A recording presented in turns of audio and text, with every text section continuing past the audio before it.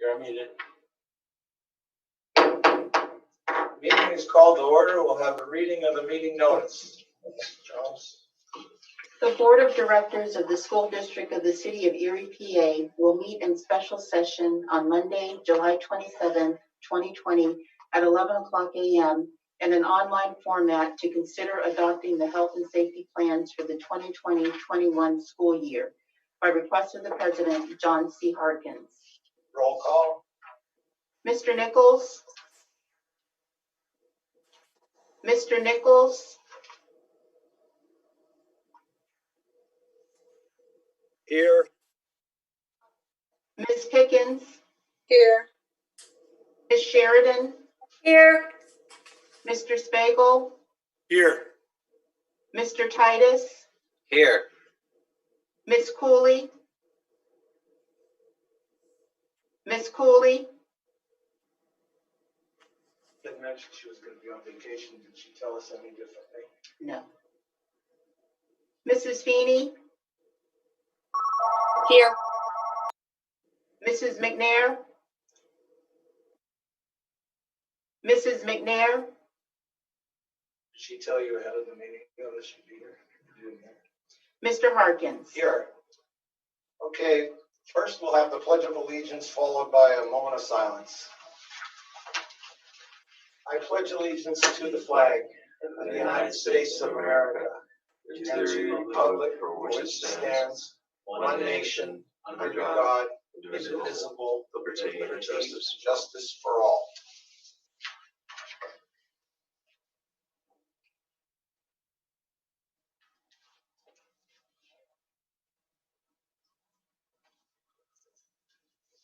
Thank you. There are no citizens to be heard for today's meeting, so we get right to the unfinished business, which is the only thing on the special board meeting agenda. Motion was brought to us last week, which eventually was tabled until today, and that's how we came to be here at this meeting. Because that was tabled and never dealt with, that's the first order of business. So we have a motion to remove that. Mr. President, Mr. Spagel? I'd like to make a motion to remove the option as presented off the table. Is there a second? I do, Mr. President. I second it. Moved by Mr. Spagel, second by Ms. Sheridan. All those in favor signify by saying aye. Aye. Aye. Any opposed? Okay, the original motion is before us. I just want to say that we've had a difficult week. I almost feel like Bill Murray on Groundhog Day. I woke up and thought today we got to deal with them. I think you get my point. Anyway, the original motion came to us last week, and it drew a whole lot of comment and interest and questions, and it led us to another meeting where for hours we discussed it, but we never did settle the question of whether we support or reject the original motion. So if it's to be rejected, I think we need to do it officially. So it's there and we can discuss it, but the original motion was, I don't have the printed form in front of me, but I think everybody knows what I'm talking about. What's the title? Well, we have a. It doesn't matter. It was the original motion that we were discussing and tabled until today. So we're back to that, and I want to call on the solicitor to explain to us how we got here and what the original plan contained, just as a brief redirection of our attention to where we were. And all that happened during the last week can lead us in any direction, but the original motion was never settled. Mr. Solicitor. According to Robert's Rules of Order, when an item is tabled and then it is removed from the table, such as what had just occurred, everything is to be in the same condition as when it was laid on the table. So what you're looking at right now is a copy of the resolution with the attachments that were originally considered last week that were not considered, but they were placed on the table. I did want to take a moment and explain the resolution, as it is 4 pages and it contains significant amounts of legalese.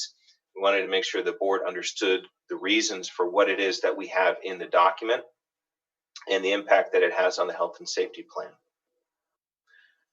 The resolution does 2 things. The first of which is it approves the health and safety plan.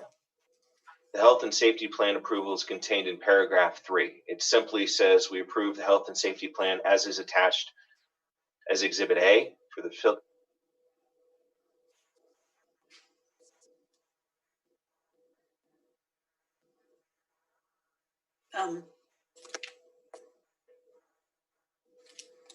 facilities and school plan, and Exhibit B for the days. The school code currently says that you are to have 180 days of school. If, however, certain things occur, you're able to track that daily attendance through an hourly requirement. Last year, it was automatically waived by the legislature. The day requirement, the superintendent or the Secretary of Education was given the authority to waive the daily requirement and go automatically to hours. That is important when you are considering a remote learning opportunity, that you track it by hours as opposed to days. The Department of Education is relying upon Section 520.1 of the school code as an authorization to go to hours, which requires that you approve certain things in a resolution. So if you look at items 1 and 2 in the resolution, that we agree that COVID-19 pandemic is an emergency within the meaning of 520.1 of the school code, and that the superintendent needs certain levels of flexibility in order to provide instruction to the students. And then moving to item number 4, that includes keeping the schools open such days and numbers of days per week as may be deemed necessary to meet the hourly requirement of 990 hours of instruction at the secondary level and 900 hours of instruction at the elementary level, and employing any combination of in-person, virtual, and distance learning as may be deemed to be appropriate to address the health and safety needs of the student, faculty, and community. But that it is to comply with Chapter 4 of the regulations, which, in other words, ensures that the teaching is being done by certificated individuals and in a proper manner approved by the Department of Education, and that these are temporary provisions that would be utilized during the term of the COVID-19 emergency. By approving those items, you're then authorizing a local declaration of emergency, which the PDE believes gives us the opportunity to go to an hourly approval as to a daily approval. There are 2 other sections of the school code that also allow you to go to hourly. Section 1504 and 1505. In Section 1504, it allows the secretary to approve a meritorious educational program. If the secretary approves that meritorious educational program, then you would be authorized to go to an hourly format as opposed to a daily format. So you see in items 5A and B of the resolution where we put the necessary language in for the approval of the meritorious educational program. 1505, that's 5A and B. Also within 5A and B are the 1505 approvals, where if the secretary was to declare an emergency exists, we could go to an hourly. So we're trying to cover all of our bases to give the school district every opportunity for attendance counting for the purposes of the 180-day, 990, 900-hour rules. Additionally, in items 6 and 7, in item 6, it requires that the proposed school calendar and academic schedule adopted by the school district will, once again, provide all students the planned instruction needed to attain the relevant academic standards as set forth in Chapter 4 of the regulations, allow for sufficient instructional time necessary for content mastery, provide for at least the 900 hours at the elementary and 990 hours at the secondary levels, and define instructional time as those times that are under the direction of school employees, either through synchronous or asynchronous education. And then item 7 includes certain representations, including that we'll have a proper attendance system that will engage in ensuring the students have FAPE or free and appropriate public education, that our calendar and academic schedules approved by the board ensures ESL services for English learners, and that we will implement clearly defined and ongoing systems for evaluating the quality and outcomes of the instructional delivery. All of those items are required by the Secretary of Education and the Department of Education to be affirmed by the board president and the superintendent when the health and safety plan is submitted to the Department of Education. And there's a form that they have to sign indicating that those things have been approved by the board as well. So that is why all of that language is included in the resolution. With respect to the paragraph 3, that is the paragraph that approves the exhibits for the health and safety plans. The exhibits that are currently before you in this motion, in this agenda item, are those original exhibits from last week. That is what's currently before you in the resolution as it stands. Thank you. I want to say to all of you, it falls upon me to try to keep order and focus on anything. And I don't mean to upset anyone, and I don't want to insult or anything, but we all have our emotions, and we had a healthy, cathartic week of questions and discussions, and a time comes for us to make decisions, and we're getting pretty close. So I just want to say, perhaps maybe even ask that each of you take a look at what it's like to maybe be in my situation and realize how would I tell the gang to hurt themselves in at some point. I guess I want to ask you, I want to ask you to just focus your thoughts and your thinking and your remarks so that we don't begin today to restate all that we said last week.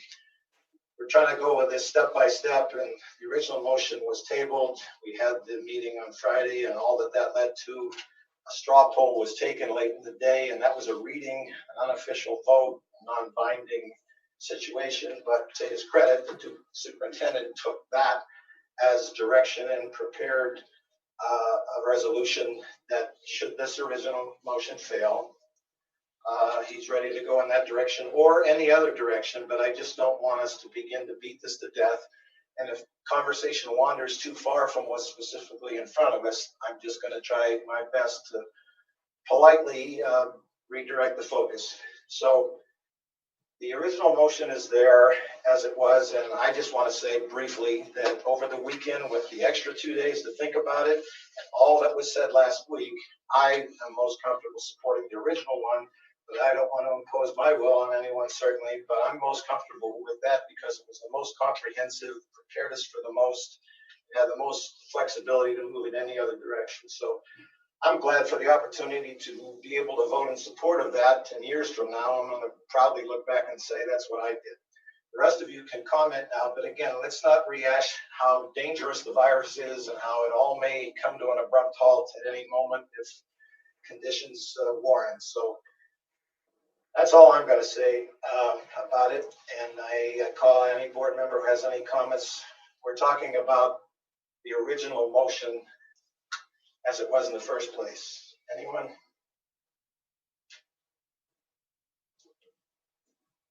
Mr. President? Arlene? Yes, I just want to be clear. So right now we're voting on the original motion. Up or down? Up or down, and not all the compromise that we talked about last Friday. This goes down. Move to that. Thank you. Mr. President, Nichols? I would like to speak to it. You know, as I pointed out last week, the big flaw in this plan is it does not coordinate with where we stand on community spread. At the current time, the Pennsylvania positivity rate is 5.8%. So we're really in the yellow right now. To help you with that, New York is at 1.1%, much better than we are. California is 7.9%. And as you know, they've shut down Los Angeles and San Diego. Florida, which is still going full speed ahead with opening everything, is at a 19% rate, which is quite dangerous. So Walmart and Target are not opening for Black Friday this year because of the risks caused by interior spread of the virus. We have this odd situation where the governor's been more or less silent on this, or seems to be favoring opening the schools, where at the same time he's limited inside events to 25 or less. Obviously, in our school buildings, we'll have upwards of 1,000 in some of them, and they'll be there for several hours a day. This aerosol issue was not available when they first started working on the plan. We have been aware of it. Mr. Brockman has ordered a review of our ventilation system, which we do not have yet. We will not have that until August 14th. What little I know about the buildings is we probably have some newer buildings that have central systems, which would be akin to a nursing home or a prison or a meatpacking plant where the virus could spread rapidly. The older buildings probably just have steam heat, where the issue more is that the air does not circulate within the rooms. So, ventilation is a serious issue. We have not addressed it yet. It's not discussed in the plan.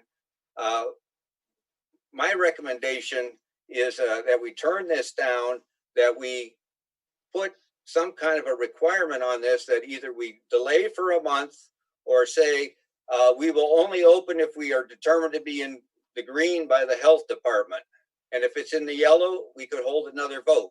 We have to coordinate this plan with the state or the community as to where we are on community spread. It doesn't operate independently of that. It's not linked in the plan. That information needs to be communicated to all our parents that, look, if it's green, we'll open. If it's yellow, we would vote on it. I just think that linkage, if it's going to be a safety plan, it needs that linkage. Thank you, Mr. President. Thank you. Sumner, I want to demonstrate my sincerity that I know your original hope was expressed to be all virtual, and I would just point out that that is included in this more comprehensive approach, and there is nothing binding, irreversible about the approach we wanted to take to be ready for any eventuality as best we could and to accommodate parents. I take it as a given that in August, if we have bad information of any kind, we're not locked into sticking with this. This isn't a forevermore irreversible thing. So I just, we can, if you want to have a motion, if this fails, if you want to have a motion for all virtual, I'll allow you to have that so you can go on record and vote for that. I'm just trying to demonstrate we have to move, and I want to accommodate every board member's conscience and right to their opinion. And we are all struggling with it because the governor and our county executive, they've not been clear on this. Mr. Polito was able to get somebody from the health department to meet with us last Friday. He could not provide us the positivity rate. He could not tell us how many cases have been incurred in the city as opposed to the county. It being an urban area, I think we're more likely to be a hot spot. Cleveland and Pittsburgh have been named as areas that are of concern to the CDC. Erie's too small to make a list like that, but this is a huge risk to our community to open these schools, and that's why I don't like giving the parents the option on this if it's a dangerous option, and I feel it's a dangerous option at this point with our positivity rate at 5.8% statewide, likely higher in the city of Erie, which has a more vulnerable population than the rest of the county. What I had wanted to do was go with remote for a month and see what happens when the suburban districts open and then open. I don't have the greatest faith in the government in general to provide us direction on this. We need to protect our children. I just say something that all those questions and more will remain out there, and some of them are incapable of answers, but that doesn't mean we have to do nothing and be paralyzed to wait and hope that more answers come. At any moment, we can reverse, unplug, or adjust ourselves if we do the original plan, is why I support it. But having said all that, I want to hear from the superintendent. I want to stress to you that he prepared a resolution should this fail, that he was his best read on what he thought the board wanted when we left on Friday.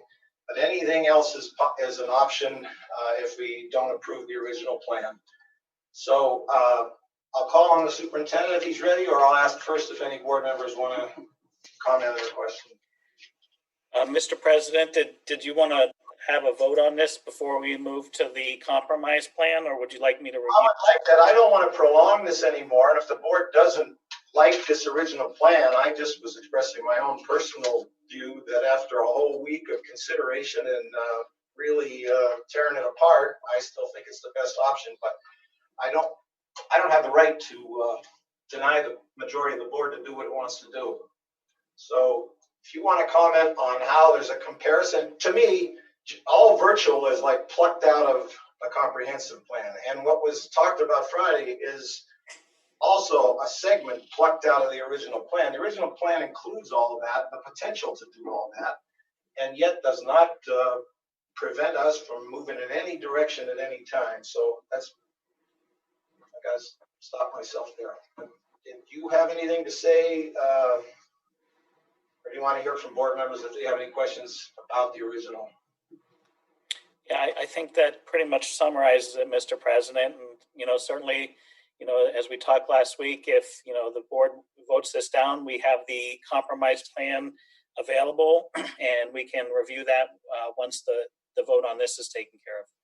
Yeah, please note, board members, that I'm a stickler for detail and procedures. So I just pointed out this morning to the solicitor that it was important to me to deal with the original motion, but the superintendent, as he always does, was trying to accommodate what he senses is what the board wants to do. So I just think first things first, we have to react to this first originally brought to us and then tabled, and then we can go from there if the board doesn't like it.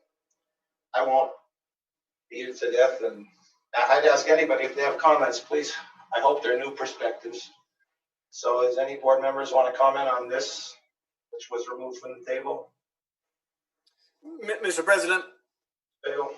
I will say I did get a couple emails and phone calls over the weekend, and they were actually from a number of people that were more concerned. Everybody's concerned with safety. I guess that is the prime concern with everybody. But this had to do with more with employment. That a couple employers said that they know that they'd be losing employees if their children, or if their employees had to stay home to care for their children. And I know some people can work remotely, and we try to do that as much as we can in today's society, but there's an awful lot of jobs that people physically still have to be there. And there is a concern from parents who will have to quit their jobs because they won't be able to afford daycare. And there's concern from employees or employers who are going to have to replace employees. So there's, a lot of peripheral effects that are beyond just when and how the children get educated. So has a huge ramification for the city of Erie.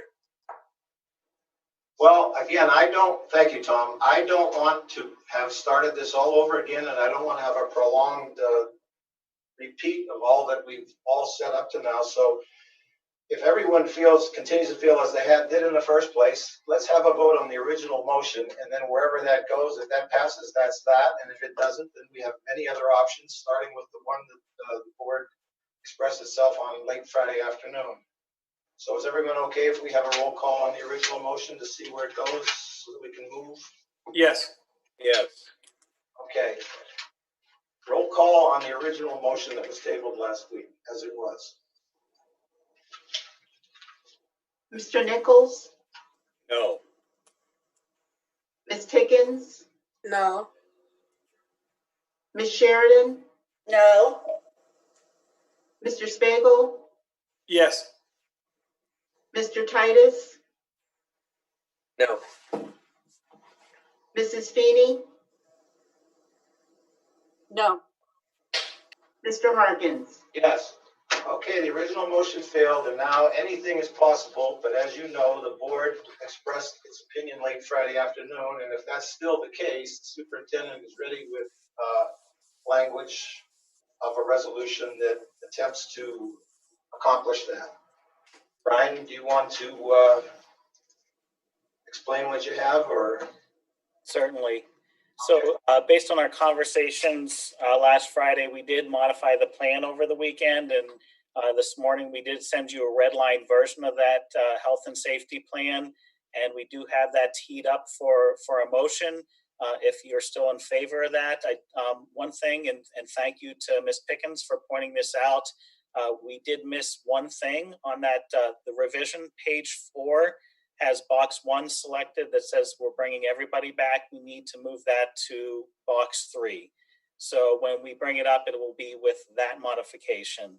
So before we get into discussion there, we did put together a summary of what we are proposing based on the discussion last Friday. So I just wanted to review that and make sure everybody understood exactly what we're offering under the red, yellow, and green phase to parents, and what the in-person versus remote schedule would look like, because we were tossing around a lot of different things. So let's just start with the top section of this, the parent options.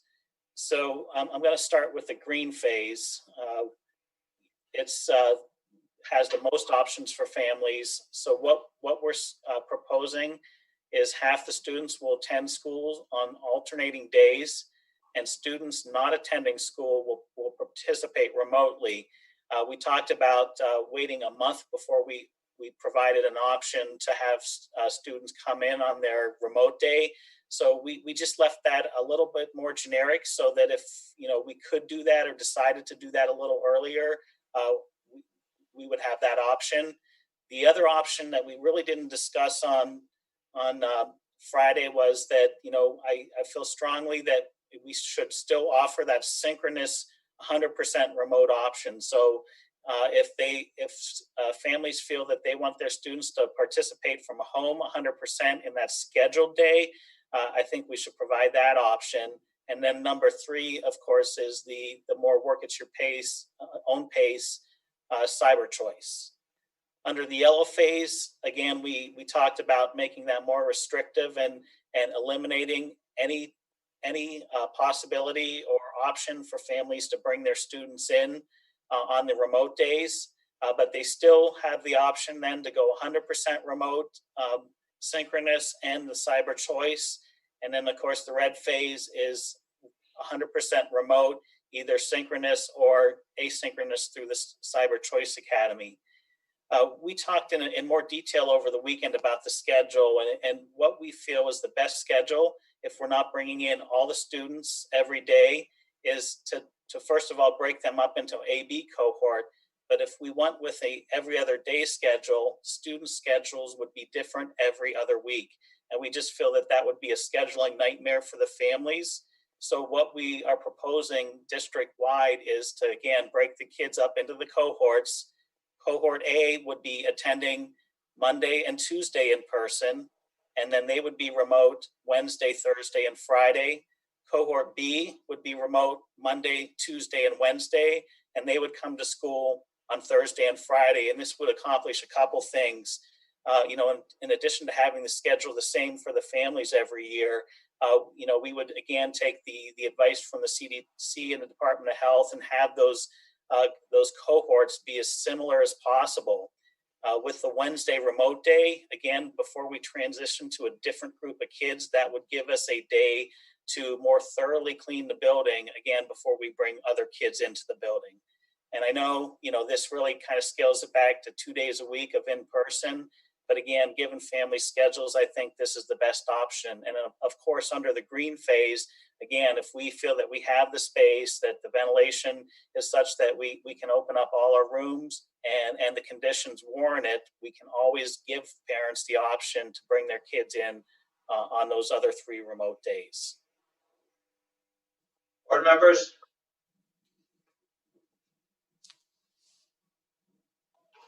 Mr. President, Tyler? I just want to commend the amount of work that has gone into this. I know that I was somebody who came out very, very strongly about being as remote as possible. And listening to everybody last week, I know that either way, if we don't have students in school, there's going to be harm caused there as well, and not just emotional and mental, but this is sometimes the safest option for students to be back in a safe building. And I do believe that the district is doing everything within its power to protect as much as the community as possible. This virus is terrifying, but I do think, like Brian just laid out, that this gives the best option to have students come in so we're able to help. and then there's a day for strong cleaning, while also keeping the capacity down as low as we can within those buildings to help the teachers who are going to also be struggling with kids coming back after the traumatic experiences that they've had over the summer. And so I just want to commend you all for the work that you have done. I'm still terrified of the virus, but I think that this is the best case and a worst case scenario. So thank you, Mr. Polito. We have to have a motion to be discussing, and we don't have that right now. And the superintendent, as a non-voting member of the board, can introduce what he has prepared and just explain to you in the form of a resolution.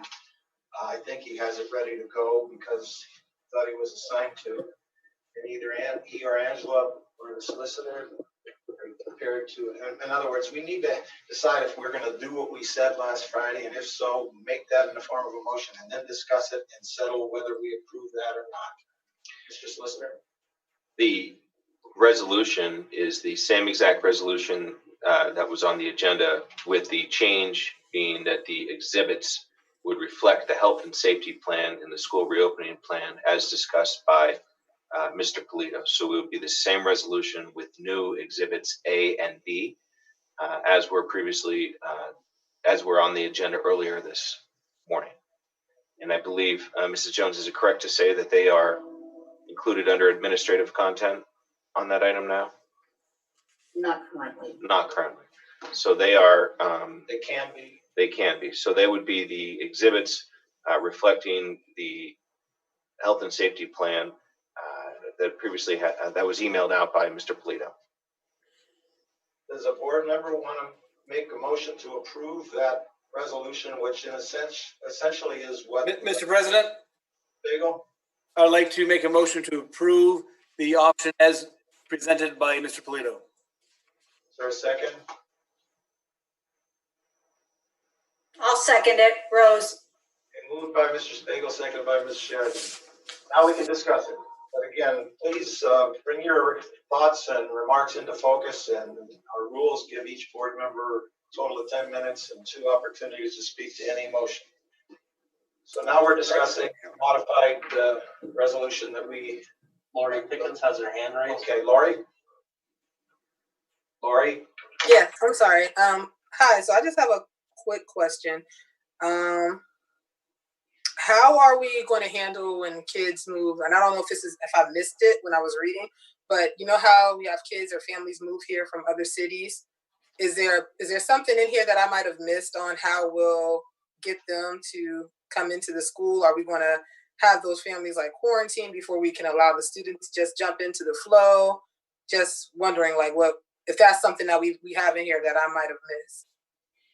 Or is that up to the school to decide how they'll handle that? It's my understanding, based on conversations with the Department of Health and our solicitors, and I would ask Mr. Wachter to weigh in, but I don't think we have the legal authority to require a quarantine. Mr. Solicitor? Mr. Polito, we do not. So in that situation, Ms. Pickens, the governor's ruling on quarantining, moving into a new area or coming from an area that was identified as being a hotspot would prevail. The Pennsylvania School Code only gives the school district the power to exclude a student from school in the event that they're evidencing certain symptoms of COVID-19. So if you do not have symptoms, we do not have the power to exclude. But they will be required to follow whatever the governing rules are anyway if they move from like a Florida to here or something like that. They went on vacation, but we're not the entity that would be enforcing that. Got it. Okay. However, that's not to say that we wouldn't be strongly encouraging and working with families and students to have that student start off 100% remote. Okay. Okay, I think that was my only question. Mr. Spiegel, did you raise your hand? I did. More of a question to Mr. Polito. So do the parents get to select, I want, Monday, Tuesday versus Thursday, Friday, or will they be assigned that from the school? So what I'm envisioning now, and I haven't talked to Erica yet, and I know she's going to kill me because it's going to be another change to her document, but I think when we do the survey, we should have parents provide their option or their choice, and we'll try to accommodate that as much as we can. However, certainly if we have 80% of the families picking Thursday and Friday, we're going to have to make some type of decisions about moving kids to days that they wouldn't necessarily want to select. Sure. Thank you. Anyone else? Mr. President? Sure. Nichols. Well, I want to congratulate Mr. Polito on this great improvement to the plan in that it now ties in with the community spread issue. This was not in the original draft, so this is a huge improvement. And I just want to point out one thing that I think we should consider and vote on some basis. I don't think if we're in yellow that we should be having in-class instruction, that it should be remote, and that we should not open unless we're in the green. And I will tell you right now, from what I know, and it was nothing I learned from the health department, this is from doing my own research, the statewide positivity rate in Pennsylvania right now averages 5.6. The city of Erie is an urban area, it's likely higher. So I do not think that we should continue in-class instruction when we're in the yellow, but that's my only argument against the plan. I would like to see that change. I favor that it coordinates with these different red, yellow, green, and it's much improved in that it's simplified. There's so many moving parts to this with the PPE and such. I just think this is a great improvement and done in just a few days, and I thank the administration for that. Thank you. Darlene? Thank you. I want to thank all of you board members. This has been really grueling. And I know that we've been through a lot. We've had a lot of questions that we've asked the administration. I thank the administration for working so diligently to answer as many of our questions as you possibly could. I am somewhat in agreement with Sumner. I hope that, and I did express this to Superintendent Polito, I do hope at some point that we are going back and looking at metrics. We are going back and looking at the ventilation study, and that we might be having to make another decision about when to start of school. One thing that concerned me, a question was asked by a director of whether, it wasn't me, whether we would be moving the start date back. And the answer was that right now we had no plans to move the start date back. And I want us to go back and revisit that sooner than later. As I said, again, based upon the ventilation study and what our metrics are. The other thing I just want to point out is that on page 29 of the plan, it says that procedures will be reviewed by the school board prior to the beginning of the school year. And I think that those have to do with nursing services. So I just want to point that out, that we will be coming back and we will be looking at all of that. We will be reviewing that. Also, that we will be coming back. We will be looking at the individual school plans, and that we will have an opportunity to weigh in on the individual school plans as well before school starts. And then I still have a lot of questions about masking and what we are allowed to do, and as far as requiring masking, especially with ADA and FAPE and FAPE. So that's another discussion that I hope that we come back and have before this beginning of the school year. And finally, I just want to give the parents a heads up of where we are as a state and a nation. And right now we have Allentown that has decided that they are going to start out the year in remote. We have Pittsburgh, who just decided that they are going to start out the school year in remote. And we have Philadelphia. I know we think we've been through a lot, but the school board in Philadelphia started their meeting at 4 o'clock on Thursday, and it didn't end until after midnight. And they haven't come up with a decision yet.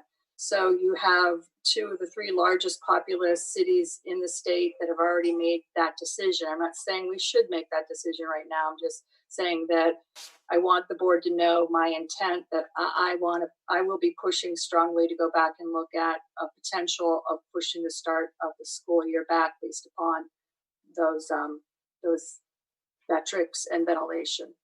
Thank you. I just want to try to put everybody as much at ease as I can and point out that nobody knows what color code we're going to be in when the time comes to open school. And our most prudent approach is just be ready as best we can to go in whatever direction the circumstances warrant. But we don't need to meet again to decide specifically what we're going to do. We need to turn the administration loose and let them carry out some kind of an outline to work from. And when, if we get a bad report on ventilation, we're not going to say, well, we got to stick the kids and staff in that building anyway because we passed some resolution saying we would. There's all kinds of flexibility in whatever we do, and we can just plain reject anything we've done previously. So please, I'm just saying, let's take our best effort, make our best crack at having an approach to this, which is what we're doing.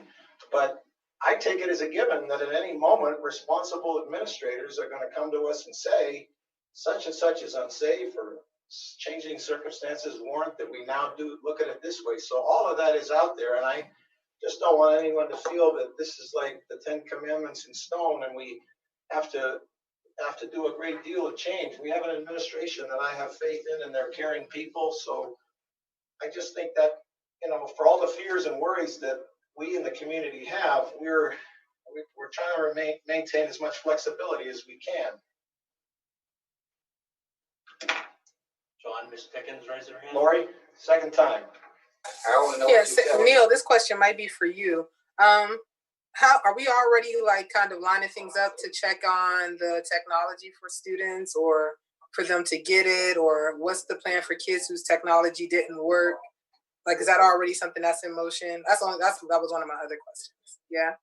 Okay. Yeah. So we're looking into all of that. We're looking into the technology that we've already distributed that there is an issue with, and as I said last week, I actually have a meeting scheduled with the IT director this afternoon to discuss the backup plans if our large order of Chromebooks are not in on time. So we're trying to adjust and make sure that we've got a plan for any situation that occurs. Okay. Anyone else? I do, Mr. President. Brian, thank you. Your team has done a wonderful job. I know your plan at first was to encompass all the children coming back. I do like this plan, like all plans. It's going to be fluid, and we're going to have to adjust. This is just a format. And I also like it because it gives parents a choice. It gives children a choice to come back. And the plan is going to be ever adjusted. So, Brian, thank you. I'm for it. Anyone else? I would suggest we get to a vote so we see whether we're going in that direction or. Mr. President, I would like to offer an amendment to the plan, simply that we would not open with in-class instruction unless we were in the green phase. I don't know that we need that. Is anybody advocating that we are going to do that? Or I wouldn't support opening anything other than the green phase. But do we need to do that? You think? Mr. President, I don't think that we can. I don't think that we are allowed to open under the state rules of the colors in person if we're not in green. Because in yellow, schools are shut down in yellow. I think you're correct, Angela. But Sumner, if you want to have an amendment, is there a second to the amendment? Fails for lack of a second, but I think you can rest assured that, as Angela just said, we can't open in any other code other than green. Mr. President, I'd just like to weigh in here that we are allowed to open for in-person instruction in yellow, and the proposal on the table does have 50% of the students in the building at any given time. During that, we just remove the option of allowing parents to send their kids in on the remote days. Okay, well, if that makes me a liar to Sumner, I don't want to be guilty of that. But as I said, go ahead. I know. Well, then I second it because I know previously they had the school still shut down in yellow. So I don't know if something changed since with the state regulations, but if that's the case, then I would have to second his motion that we only operate when we're in green. Okay, there's been an amendment moved and seconded. Now we'll discuss that amendment. If it's necessary and you're all comfortable with it, let's do it. But I don't think it's necessary. I think I'd have faith that the administration would not risk opening under risky circumstances. But I respect what the intent of the amendment is. Is there any discussion on this amendment? Which is that we'll only open in green and not in yellow? Yes, Mr. President. Mr. Nichols? I just think we want to make it very clear to the public, we're going to try to be safe as possible, and that by making it clear, we are not going to open for in-class instruction unless it's in the green is important. As I pointed out earlier, Pennsylvania in general is at 5.8 on this positivity rate. California, where they're shutting down big districts, it's only at 7.9. So we are on the cusp of being in the yellow right now. And my concern is that this linkage with the county, with the state, with the federal government, everybody nationwide has seen there's been difficulties with that. We need to be as clear as possible in our instructions to the administration.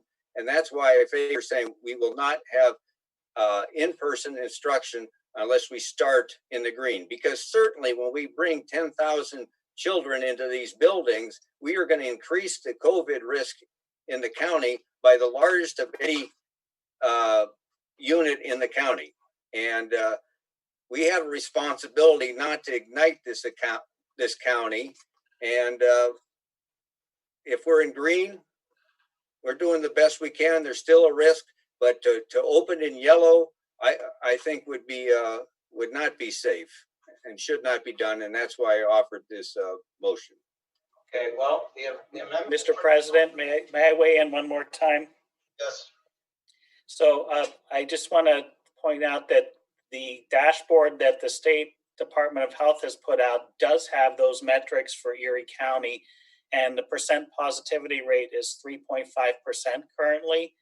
That's something that we can monitor. I don't think that Mr. McEnroe knew about that dashboard. The other thing that dashboard has is the breakdown of cases by zip code. So we as a district can monitor those metrics for our city and the county, and will certainly continue to do so and make recommendations accordingly.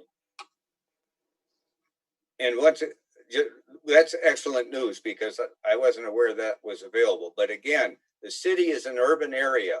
If the county is at 3.5, which is good news because the state average is 5.6, we are in the green. But are we within the city? I don't know if they calculate it separately. We may be, we may not.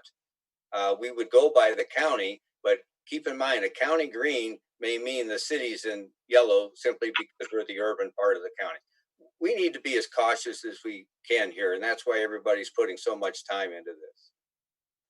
Mr. Superintendent, do you have a reaction to the amendment? You heard it, it's to only open in green. I feel that we can shift to red at any point. I'm comfortable with what we proposed earlier, but certainly if the board wants to be more cautious and go to red or not have in-person instruction, unless we are in green, then we will certainly carry out that directive. Mr. President? When? Yes. Hello, everyone. I'm on vacation, so y'all better know my dedication to this. I just have I missed some things, but I just want to know, Mr. Polito, is it food for thought? Would it be possible for remote learning to be entire first quarter if something should happen? And then what is the tech plan in place for teachers who teaching remotely from the classroom? So we certainly have the option to go remote at any time for any period that we choose based on the conditions. So yes, that is an option, Ms. Cooley. As far as the tech plan, we are purchasing Chromebooks, and I believe they're already in, Mr. Brockman, for every one of our teachers. So they'll have those, as well as a laptop that they will keep in their classroom. So they will have two devices, one that is used solely for the classroom, and the other one, the Chromebook, that they can take home, and it will also help them as they work with the students, because it's going to be the same device that the students are using. Thank you. Okay. Mr. President, I got a quick question. I don't know if I missed it, and I apologize if I did. So as far as like will the classroom is that gonna still be like a Google Classroom, or will it be where because I know a lot of parents, including myself, had difficulty with the Google Classroom because it's not, you don't really see the teacher. So is there going to be is the teacher going to be live and available, like as if they were in the classroom if they're doing remote learning, or are they just going to give them assignments online like they did before? And then also my question is, I didn't know if you discussed the special education. I know last meeting I brought up the special education students and students with disabilities. I just wonder, like, you know, was there any plan in place that showed like where they would be able to be there consistently? Because obviously, bringing certain students in 3 days a week and not the other days a week or certain times or whatever the case may be a little bit difficult with all those transitions. So I didn't know if you talked about it, about the special needs students and students with disabilities specifically in the plan. Angela, we did not discuss that this morning, but as I said earlier before you joined us, my job is to keep the focus of the discussion and the thoughts on what's right in front of us. And right now, the only thing in front of us is the amendment proposed by Sumner and seconded by you. So right now, we're only discussing whether or not we'll state out loud as a board that we're only going to open in the green status, and anything else is apart from that. So I want to deal with this decision one thing at a time, and that's what's before us. So I ask everyone to confine their remarks to whether or not we want to approve amendment moved by Mr. Nichols, seconded by Ms. McNair. Is there any other discussion on the amendment? Roll call. Mr. Nichols, This is to approve or reject Sumner's and Mrs. McNair's amendment about the green. Mr. Nichols, Mr. Nichols, you are muted. Mr. Sumner, your mouth is moving, but I don't hear you. Are you there? Yeah. Are you there? Yes, I'm here. How do you vote? Yes. Thank you. Ms. Pickens, No. Ms. Sheridan, No. Mr. Spagel, No. Mr. Titus, No. Ms. Cooley, No. Mrs. Feeney, Yes. Yes. I talked over you. Was that a yes? yes. Mrs. McNair, Yes. Mr. Harkins. No. All right, we're back to the original motion. I still think it's important to point out that it's wide open to us to close for any other reason, including not being in green. And Angela, I wasn't brushing aside your concern about special ed, but it just had not come up this morning, and it did last week, as you know, and everything is in flux, and the administration has continued to try to address every pertinent concern that we have. So that was not an attempt to brush you aside. I made a pitch to the board to help me keep us focused on what's right in front of us, and at that moment, the amendment was right in front of us. Now we're back to the original resolution that is a official presentation from the administration that is based on what we agreed to in a straw poll last Friday afternoon. So is there any other discussion on that? Mr. President, I just have one quick question. Brian, you did say that if a school can go, like a school itself will be able to pull itself into red with your consent or discussion, or no? I can't hear you. Oh, okay. Yeah, so we're not going to give the schools the authority to do that. Certainly, if they raise concerns, we'll discuss it, but that'll be a central office decision. Right. Okay. Any other discussion? Roll Yes. call. Who? Yes, Mr. President. You keep it brief, Senator, because you're twice to the original motion, so please keep it concise. Yes, I just wanted to offer an amendment. I've raised this earlier, but in the form of a motion I think that this plan, when we are in yellow, should require remote instruction. Is there a second to that amendment? Is it different? If there's no second, the suggestion fails for lack of a second. Thank you, Your Honor. No harm in trying something. I know you're sincerely trying to do what your conscience tells you. We all are trying to do that. Roll call on today's resolution. Mr. Nichols, No. Ms. Pickens, Yes. Ms. Sheridan, Yes. Mr. Spagel, Yes. Mr. Titus, Yes. Ms. Cooley, Yes. Mrs. Feeney, Yes. Mrs. McNair, Yes. Mr. Harkins. Yes. Okay, we have given direction to administration on that for now, but it's all in flux and it's all subject to conditions, and we have nothing but flexibility. I have been trying for many meetings to have an executive session to discuss a couple of things, including the evaluation of superintendent. And I'm mindful that Darlene doesn't have much time because she has another engagement in an hour, if she still does. I'd hope we could have. Mr. Harkins, I didn't mean to interrupt you, but I did hear from Scott Henry that there is a quorum now for the Land Bank Board meeting today without me. So if the board wants to proceed now, I can make myself available to do that. Well, that's good news, Darlene, and I thank you for making that choice in our direction. But I just want to stress, we need to get to this at some point, and if today's a good time to do it and we aren't too beaten up, and I think we're not, we can have the executive session in a few minutes. There were three items, and they dealt with how to respond with substitute pay, I believe, and I don't know if I have it on paper. Temporary increases. Well, anyway, we can talk about temporary increase in substitute rates, part-time bus driver, employee furloughs, and the superintendent's evaluation. If we can attempt to tackle those, let's. And everyone stick around. President, I don't believe we've left the regular session yet. We're still in regular session. Good point. So those are personnel items that will be addressed. There is no need to have any discussion regarding furloughs, I believe.